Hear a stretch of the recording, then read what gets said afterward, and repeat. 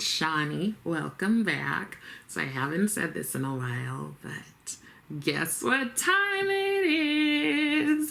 It is time for our weekly roundup where I go over all of the eyeshadow palettes and looks I did over the past week, and I ranked them from least liked to most liked. Now we missed a couple of weeks when I was on vacation, and then I don't know why else we missed. I feel like it's been like 2 weeks, right? But we are back. So this week we have 6 slots and a whole bunch of palettes because I did a lot of mixing and matching. But I think we should just jump right in. So at number 6, we have the Dame, better known as Patricia McGrath. And for those of us in the know, Pat. I actually don't know what the know is. But number 6 is her Mothership 3 Subversive. So this is one of the OG motherships. Like right now, a lot of people are talking about like the pink theme she's got going on for like the past 4 palettes. I just really feel like she's not the creative director of the business anymore, just because it's Pat McGrath is an icon, you know, like she's out working, I assume, with all these like big stars and stuff. And I just don't think she's over here messing with the motherships anymore, but I could be wrong. I enjoy this palette. The interesting thing is I'm one of the ones that likes the pink palettes a lot, but I really wanted to use one of the OG motherships, and that is why I pulled out this one. I tried to get myself to use different shades. I like that I used a bit of this shade kind of in the inner corner area, and I like the palette fine. I like the look fine. And I do want to make sure I use more of these palettes because I do really enjoy the shimmers that she has in here. The mattes are pretty fine.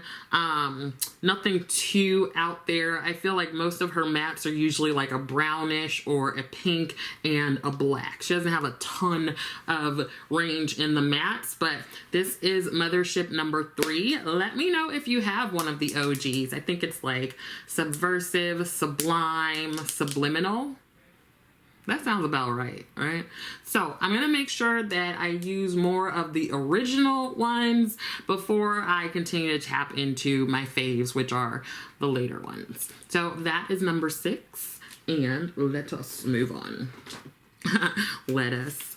So the next one, number 5, is Natasha Denona. Now I used 2 palettes for this look. I used a bit of the GLAM palette from Natasha Denona, and I also used the mini XENON palette. So I combined these 2 for a look. It was actually going to be a look for the Copy Kitty series that Jan and I do, and I love this series and I struggle with this series. Sometimes I end up doing like multiple videos, and that's because I'm a nerd. And usually I just am in my head. So when I'm able to just like take a step back and remember to have fun with it, that's the video that is always amazing. So I did this one. I didn't like it for whatever reason. Jan knows my process. Like this is part of my process. I'll be like, yep, video's ready to go. And then I'll text her, nope, gonna do it over. So I actually, as I looked at it, I do like the look. Again, it's just me using like shades and stuff that I don't use like all the time. That's what I'm trying to do, and pushing myself out of my comfort zone with these Copy Kitty videos that we're doing. But the more I looked at it, the more I liked it. I did this sort of like, instead of doing light to dark for a like smoky look, I did dark to light. Something I don't think I've ever done, and I do want to do it again. So with like other colors to really see how I like it too. I think that just could be a really cool thing to like flip. You know what I'm saying? But that is number 5. Number 4, 2 more palettes again, and this time they are the Melt Gemini 2. Here's the and the Melt Muerte palette. So I did this look and I really liked it. I combined both palettes, and the reason that I chose these palettes this week is that my friend Nikki Lynn was talking about her Gemini 2 like having mold in it, and then my other friend Erica Conger, she was saying she had a hard time with the Muerte palette. So I was like, well, I'm going to use both. Now, I know a lot of people have had issues with some of Melt products. I haven't like yet, crossed fingers. So I do enjoy their palettes, mainly for the color schemes.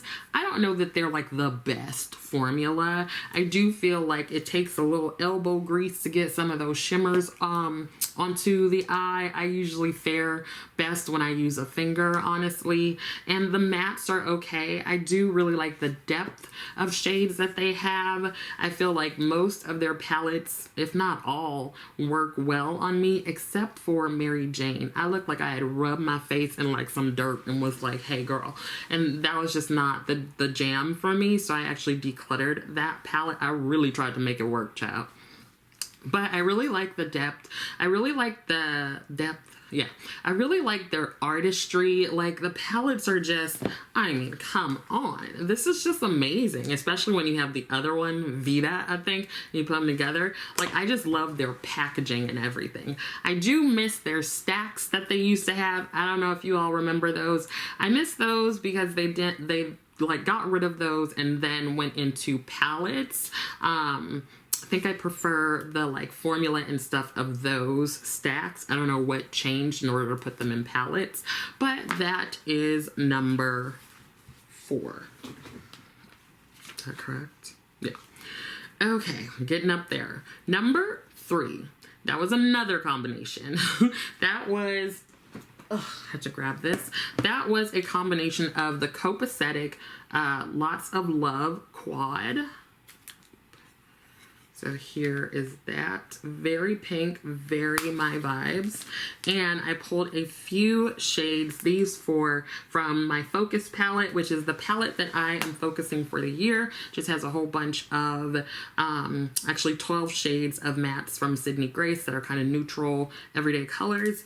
And I combined those together to create the look I wore for work or going into the office this week. Now, I have quite a few Copacetic singles, and I think 3 of these little quads. I believe I mentioned, like, it's supposed to be this way. I believe I mentioned that their shipping does take a while. Yeah, it takes a while, but they do indicate that on their website, and I believe they like, the shades are like made to order or something. I don't know. They do have $2 Tuesday, and that's how I've gotten a lot of my singles. Now, I like their mattes and I like their shimmers. The one formula that I struggle with from the brand is their flaky formula. Now, I think if like other brands have flakies, and I think it's just something that I haven't worked with as much, so it's a little bit harder to get the hang of. And it's interesting that I decided to use this one because I didn't have an eyeshadow primer. I keep forgetting to take one to work, so I'm just like not even gonna try to remember anymore. So I used concealer, but with the flakies you really need to use like the glitter glue from NYX, and then you get higher impact. So if you decide to use these, you definitely want to go with a glitter glue or other like very sticky or tacky base, because then the shades, the little particles, are going to sit better on your eye. And when you get them on and working correctly, it's beautiful. But I would say that is the one formula that I've encountered that I like have to do more practice with. So yeah, if you can get them on, super spectacular. Does take a bit of practice, and there's a bit of a learning curve. But that is at number 3 because ultimately I did like the look that I came up with. Okay. So number 2 has probably the most palettes that I used together this past week. So for this look, I used the Natasha Denona Retro. I also used the Natasha Denona Love.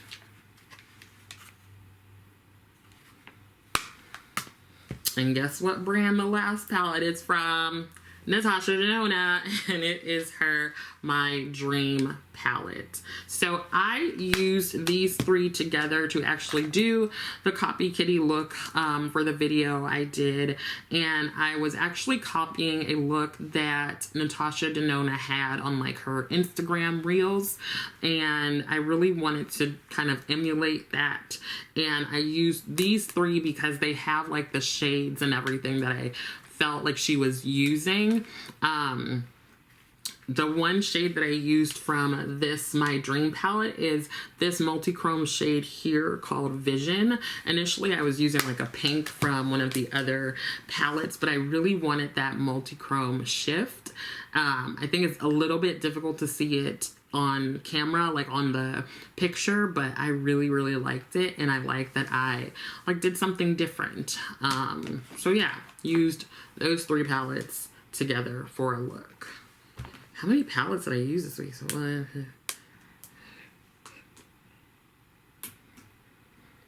like 11. Okay, so number one, that is actually the look that I have on today. And it is from the GLAMINATRIX Nearly Natural palette.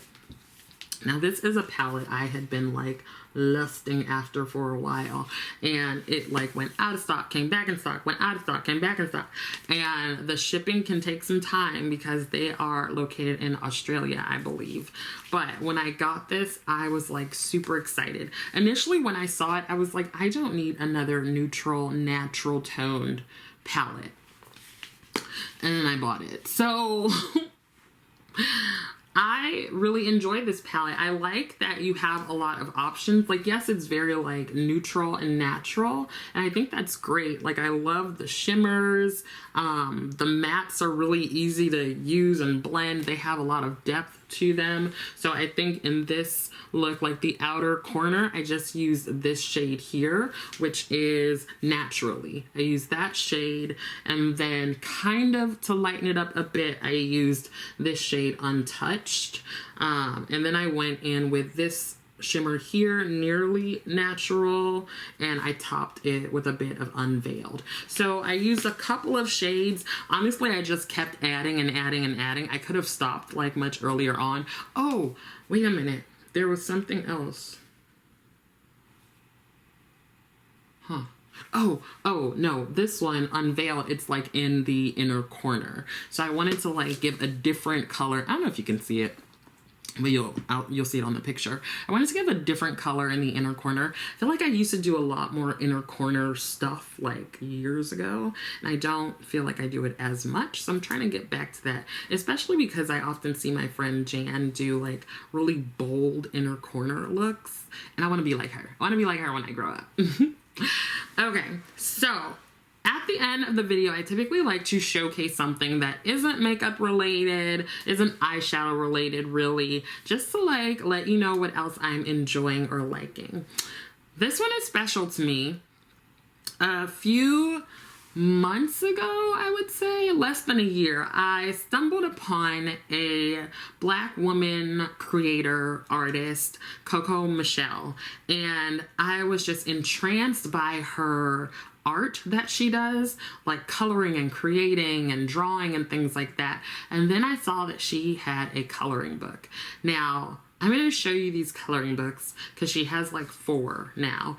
What I hadn't realized, which is really interesting, is that when coloring, whenever, from childhood to now, I realized that I didn't see people who looked like me in the coloring books. Like, of course, not when we're talking about like shapes and trees and stuff, but when the pictures were of people that you had to color, I realized I did not see much variation. Now, what Coco Michelle does is that all of her coloring books have images of Black women, which is so cool. Like, you get to use the brown in the box of crayons. So let me show you. I think, so I have all 4 coloring books, and then I bought backups of all 4 coloring books. You can just tell how much I like them. This is volume 1. So you can see on the cover, she has this beautiful creation here. And let me see if I can find a decently colored photo that I did. I'm not a colorist. Colorist. So this is one that I colored in cute, super cute. And then, are there any others in here? I also like that she sort of varies in like size of the models on the pictures. Here's another one that I colored in. Ooh, this one's cute. There's another one. And another one. So that is volume 1. And then volume 2 is actually her holiday one. And snap, I left it over in the room, so I'm sorry I can't show you that one. But volume 3 is just another non-like themed one. Like, here is one that I colored. And what she changed with volume 3, or volume 2 and 3, here's another one. What she changed was that she made the pages just single-sided. So the first one that she did, they had pictures on both sides. And if you were using like alcohol-based markers, the marker would bleed through the page, and so then you kind of messed up the second picture. I learned that, you guys. There's water-based markers and there's alcohol-based, and I definitely prefer the alcohol-based ones just because they have like a brighter color payoff, and it's just like, it's amazing. And this is the one that I am working on now, which is volume 4. It's like a summer edition. See if I have any cute ones here. Sorry if this is boring, but I like really enjoy coloring. I just like sitting on my bed or whatever, just like coloring. It's so relaxing. Here's this one. So now I'm starting to use like a mixture of alcohol-based markers, water-based markers, color pencils, and crayons. Girl, I'm just like leveling up. But yeah, here's another one. I'm just really enjoying it. I really enjoy supporting like small business creators. I really enjoy supporting women, and I enjoy supporting folks of color. So she kind of has everything together. So I would definitely say check her out on Instagram. She has all of her links. I will be sure to put her handle, and I'll be sure to put her like links in the description box. Something to think about if you've got kids who want coloring books and you want to give them something different, or adults. I think it's just really fun. It's a great way to relax and release tension, and like akin to journaling and just having some time for yourself to do something nice and creative that doesn't take like a lot of energy and can kind of get you in the zone. Gonna stop lecturing you now. Okay, so I think that is it. I am glad to be back with my weekly roundup. Hopefully you enjoyed it. I hope that some of this was helpful. I also hope that you are continuing to take care of yourself. Be sure to like the video, subscribe to the channel, and comment and let me know what palettes you used this past week. I want to know, Dawn, if you use any Huda Beauty palettes. I also just want to know for all of you, what did you use this week? Any favorites? Any ones that you suggest I use for next week? I have some ideas because I have some new palettes. You're not surprised. Thank you so much for watching, and I will see you next time.